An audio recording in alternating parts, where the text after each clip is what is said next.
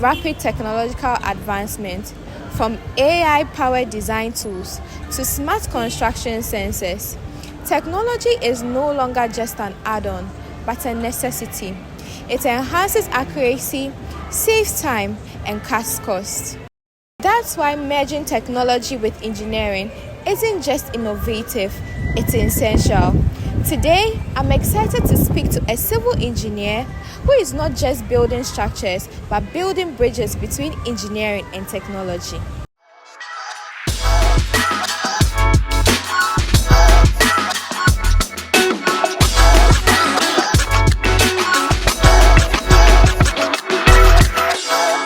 Hi, Bernard.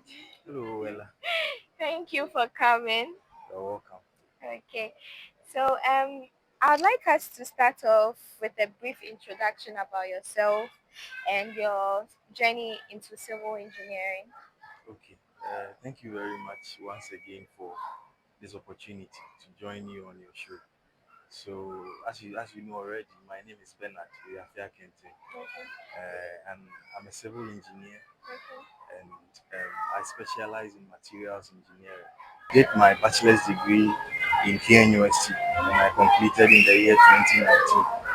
And all through my bachelor's degree time, I did internships with road construction companies. So the passion for materials engineering began from there. And I further did my national service with Ghana Highway Authority in Kumasi. So it got intense even there. Mm. So right after service, I knew that I had nowhere to go than to get into materials, specifically road construction materials. Yeah. Okay. Okay. So what was the motivation behind developing your app for the concrete and the asphalt mix designs? Okay. So somewhere last 2 years, okay, my company started with several trial mixes, okay, and we also tried to um, do a few of the mix designs as well to see how it's in tandem with the ones we got from the company that was developing the concrete for us. So we started off with normal manual paper calculations. Then I realized it was a bit tedious. So I moved on to develop it with Excel. I developed very nice Excel templates that was working fine. But a few months down the lane, I was, scrolling through YouTube, and I came into contact with a video where someone was talking about Python programming. So I got intrigued by it, and I decided to give it a try. So my first um, website that I hopped on was W3 Schools, Okay. where I started learning the fundamentals of Python. Okay. Then for some time, I went on YouTube and I started, going through tutorials, and that helped me a lot. It increased my confidence, and I started with the two web applications that I've developed now. How does your app work, and can you take us through? How it works. Yeah. Okay. Yeah. So I'll start off with the concrete mix optimizer. Okay. So with the concrete mix optimizer, it's basically of two folds. There are two input sections. The first part has to do with your target uh, characteristic strength or your target strength. Then you also have to know your standard deviation. Okay. Then you also have to have in mind the condition of where you are going to use the concrete, whether the concrete will be exposed to a mild atmospheric condition, whether it will be in a moderate condition, or whether it will be in a severe condition. So basically, the first one, which is the mild, has to do with an atmosphere where the concrete will not be exposed to chemicals, where it will not be exposed to freeze thaw action. And with the moderate, I would have to explain the last one, which is the severe, before I come to the moderate. with the severe, it has to do with a concrete that will be exposed to chemical action and also freeze-thaw action. Okay. So the moderate is in between. Mm-hmm. It's neither here nor there. You see. So if you decide on that, there is a drop-down menu that you can select from. Okay. Then you move on to the part where you select whether it's an air entrained concrete that you are dealing with. And when we talk about an air entrained concrete, it usually works for the severe type of concrete, The freeze the thaw. freeze thaw action. You see, so air entrainment is simply introducing small tricklets of bubbles into the concrete so that when the concrete gets soaked with water and freezing occurs, the water can get somewhere to expand so Yeah. that it doesn't cause cracks in the concrete. Okay. Yeah. So if you are dealing with such a concrete, then you select the air entrainment and air entrained concrete. Then you move on to where you select your slump. Then you also move on to where you select your admixture content. You see, so if you are dealing with an air entrained concrete, then we have an admixture air entrained, sorry, an air entrained admixture. But then if you are dealing with, let's say, a slump reducer or a slump maintainer or water reducer, then you also do that selection. Then from there you can go to your properties, okay, such as the properties of your aggregate, your water, and your cement. So that is where you have to first of all do your laboratory tests to get the specific gravities of your aggregate, to get the specific gravity of your cement, and to get the unit weight of your aggregate as well. So if you have all this ready, you can input them into the application. Then you just press on select or calculate your mix design, and it gives you the proportions that you need. And the proportions are basically for a cubic meter. Okay. Yeah. Okay. And there's also a data visualization aspect where you get a pie chart of how the whole thing looks like. Yeah. So what about the AASHTO classification? Okay. So with the AASHTO classification too, basically it has to do with you inputting your Ackerberg limits results. That is your liquid limits, your plastic limits, and your plasticity index. And then you go on to your grading or your sieve analysis test. So it will take in the percentage passing your number 200, percentage passing your number 10, and the percentage passing the number 4 sieve. So if you have these, you also input them. You press on the classification, and it gives you the soil classification. It tells you if after the classification, it goes on further to tell you whether it is a granular soil material or a silty clay soil material. Okay. Then finally, it also tells you the constituent materials within the soil. And it also has a data visualization aspect where it gives you a bar chart of the constituent materials as well. And one last thing, all the two apps also has an Excel download version aspect or button. So with all the results you've been able to gather, you can send it straight to Excel for usage. Does the app account for local material properties or standards? What standards did you use for the app? Okay, so with the concrete, I use the ACI 211, and ACI stands for American Concrete Institute. And though it's an American context mixed design template, it's still relevant even in Ghana, because for Ghana we don't yet have a standard like that. You see, the standard that we use, the road and bridge work standard, doesn't give a specific uh, type that you can use, whether the ACI method, whether the BRE method, it doesn't really specify. So you can go in with any of them. Okay. And with the AASHTO classification too, I use the AASHTO 145 system. Okay. Yeah. Okay, so how do you ensure accuracy of your the results of from the app? How do you ensure that it's actually 100% accurate?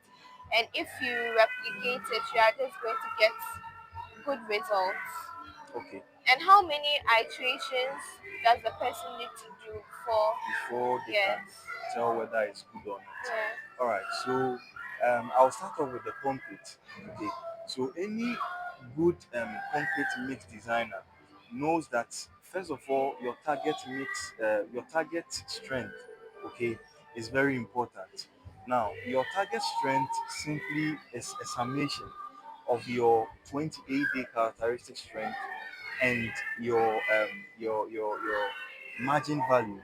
Now, your margin value is also a product of your what we call it, your percentage defect, okay, and also the standard deviation. So now, with the percentage defect, when we talk about percentage defect, it simply speaks of a value that can give you that assurance that, let's say, your target strength can hit a 90% probability that it's correct. For instance, the ACI standard states that if you want to get, let's say, a target strength from 20 um, kilonewton coming downwards, you can go in for a percentage defect of around, let's say, 1.6.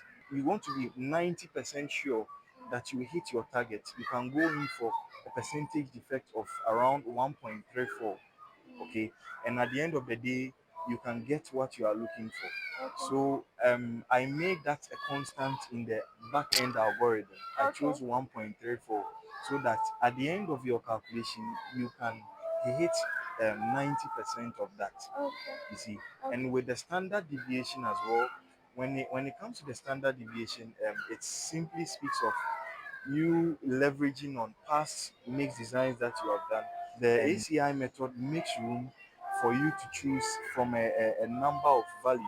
Okay, so that was where I was coming in from the 21. If you want to get a target of 21, you can choose, let's say, like 4.5. If you want to get a range of, let's say, 20 to 35, you can go in for maybe 5.0. Yeah. So who are your primary users? All right. So for this app, contractors can use them, consultants can use them, and even students who are also learning mix design can also use them. It cuts across everywhere. Okay. Have you received any feedback from people on the effectiveness of the app? Of the app. Yes, certainly.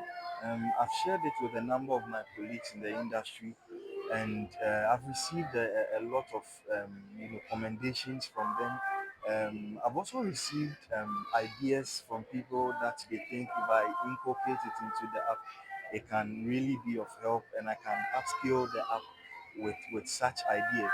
And I've welcomed them, and it's part of the things that I'm trying to integrate. Yeah. What technologies did you use to build the app? Okay. So for the back end, I used Python. I also leverage on NumPy and a little bit of Pandas data frame. And for the front end, which has to do with the user interface, I leverage on Streamlit. Okay. Yeah. So if somebody wants to build something like what you've done, where did they start from? Okay. So the first advice I'll give to anyone who wants to, get to get into such depths is that they should first of all seek for a deeper insight, okay, of the principles that governs what they want to build. Okay, so for instance, if you want to build, let's say, a concrete mix optimizer like this one, you should first of all get back to the books, understand the principles behind concrete mix design. Because if you don't get the concept well and all you know are the simple adding and mixing and all that, you won't be able to do that. So get your principles right. Then from there, I would advise you to start with Python, because Python is a programming language that has been specially designed for such computational softwares. Okay, then I would advise that you learn also NumPy and Pandas data frame.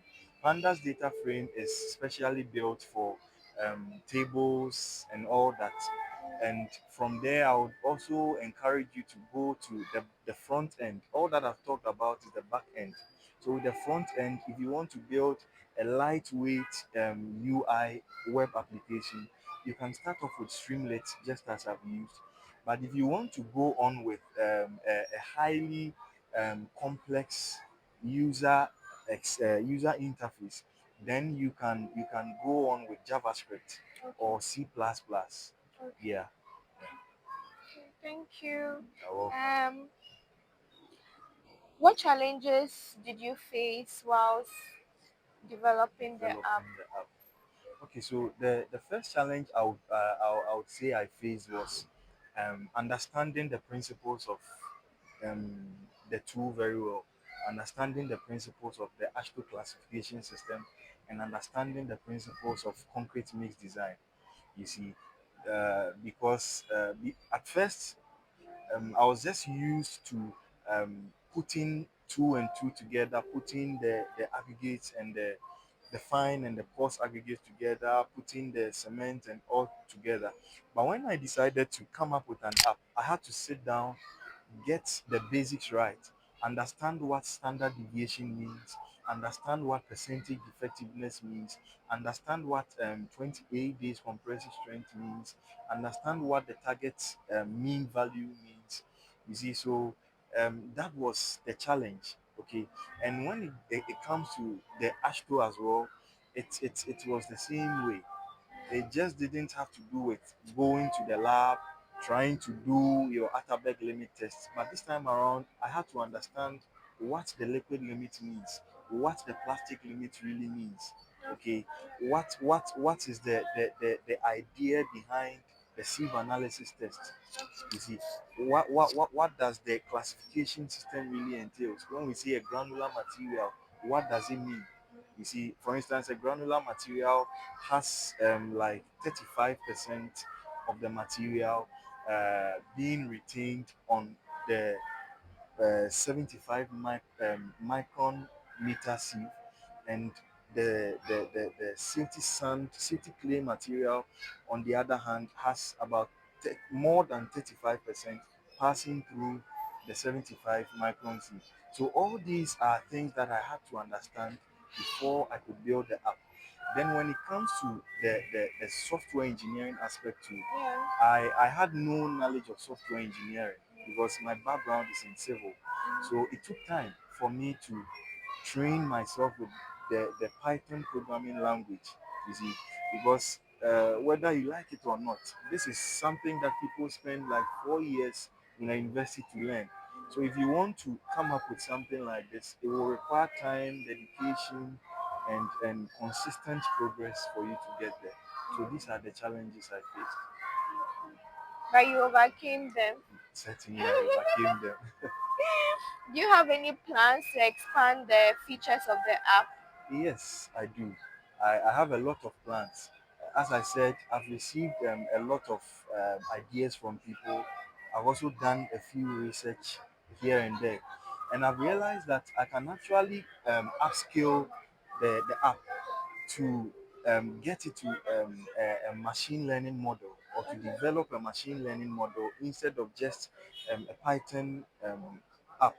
Okay, so with the machine learning model, it will be in such a way that the past data, okay, that we have worked on can be used to actually train the model. So this time around, it won't be just commanding the app to do A and B, but the model will be able to learn what the data really entails and make very good predictions. okay, that will be more optimized as compared to the Python programming language on its own. Okay. And I also plan on getting it to a point where it can get users, industry users can connect it to their batching plan system. Okay. So it won't be like you just getting it on your Excel file, but then you can actually connect it to your batching plan system so that after you are done with your mix design, it can directly go there. And lastly, I would also want to get a robust PDF report aspect Okay. so that when you are done with the mix design, it can get an automated PDF report for you. Okay. Yeah, so these are the few changes, the few things I would want to add up In the near in future. the near future. Okay. I've actually started working on them, Oh, okay, that's so nice. it might not take long. It might not take long Not at at all. all. That's really nice to Not know. at all. So, how do you see AI and data analytics influencing engineering? Okay, so I think the AI revolution is a very powerful one. Yeah, And whether we like it or not, it has come to stay. yeah. And what we are seeing now is just a tip of the iceberg. Hmm. For instance, the tech companies are, as we speak now, focusing on AGI, which is artificial general intelligence, which is more powerful than AI that we are seeing now. So I think Ghana, we should brace up for this new revolution. And as I was talking about that, the upgrade and the upscaling I wanted to do, if we will get more people um, buying into such an idea, more engineers buying into such an idea, learning more about machine learning, specifically large language models, to be able to design models that can help us optimize our day-to-day activities, I think we will go very far. And that is the future. That I won't even say that is the future, that is the present, because we are currently in it. Yeah. And if you don't get into the flow, it might overtake You you. might be you might be stuck You might be in the left past. behind. Yeah. Exactly. Yeah. So we are going to have like a quick fun round. We've almost got to the end of our interview. Oh, So we are going to that have was like that was very fast. that was very fast. I'm actually enjoying the interview. So Me too. it doesn't feel like time is going. Going, Yeah, yeah. yeah. I mean, it's something you enjoy, so I know, you right? just love to talk about it. That's it. So then we are going to have a quick fun round. So I want you to mention one civil engineering myth that you like to debunk. Okay. That's amazing. Well, I think in my national service days, there is this technician that we had. Hmm. I wish I could mention his name. We loved him so much. And he used to say that, Ben, the things you learn in school, they are not the same things that we are doing here. Oh. You should put them behind you and learn what we are doing in the industry. And we took it hook, line, and sinker. But going forward, I realized that it wasn't really true, Yeah. especially when I started with developing these applications. I realized that no, you would have to understand the core principles of what you are doing. If not, you just be like a normal laboratory personnel who has been taught the rudiments and the general things concerning the test. But when you ask them to really explain what they are doing to you, they can't be able to do like we are doing. I really like saying that back in school. I used to hear that a lot. That what are we using pi r square for? What are we using? I'm like, I mean, It's never true. you need it at some point. Yeah, you would need it. Especially if you want to still impact knowledge to people. Exactly. Yeah. So the second question is a tech tool you can't live without. Okay, I think you I can't live without. For now, I would say Python Okay. because I use it a lot. I use it to analyze my data. I use it to do programming, and I would also say a lot of I use a lot of AI models now in the system like Claude. I use ChatGPT a lot. I also use DeepSeek a lot. Okay. You see, they've really helped me in my learning process. So for now, these are the tools I use a lot. Okay. So the last question is concrete or asphalt? Pick one to work with forever. I'll pick asphalt. Okay, why? I'll pick asphalt. Even though I'm talking more on concrete now, it might seem as though concrete is my favorite, Yes. but it's not the case. Okay. Asphalt is my favorite, and the reason is we on my project now, we did asphalt around 2 years ago, and we've not been running asphalt tests anymore. But with the concrete, with the asphalt, Concrete test anymore. yes, we are not doing the concrete test anymore. Sorry, but with the asphalt, we are daily working on it. And with the asphalt too, I really understood the concept of the mix design. Because asphalt too, there is a mix design. So I understood it very well. And I remember with my GHIE exam, my presentation, my PPT presentation, I did a presentation on asphalt. And just to say it, I came out as the best as well. Oh, that's nice. Exactly. Congrats. So it made me fall in love more with asphalt. So I'll choose asphalt any day. Right. So you are a certified engineer. Yes. And you were inducted when? That was in March 13th this year. This year. Congratulations. Okay, thank you so much, Engineer Bernard, for coming to my channel. Your time, your knowledge, I really, really appreciate. And I wish you all the best in your endeavors. Thank you as well, and God bless you so much. I've looked through a few of the videos you've done on your channel, and I must say you are doing a great work. Thank you. I commend you for that, and I would say keep pushing and keep being an inspiration to people, the young ones, the upcoming ones like us, and even the veterans. Hey, you are upcoming, then what am I? I still have a long way to go. Okay. I have a lot to learn, you see. So you have been an inspiration to a lot of people. Thank you. I pray God takes you far. God gives you greater audience in the coming future. Thank you so much and amen. Brings us to the end of the video. Don't forget to like, comment, and subscribe. You have to say something. What would you say? Okay, so viewers of don't worry, viewers of Civil Girlie. That's too diplomatic. That's too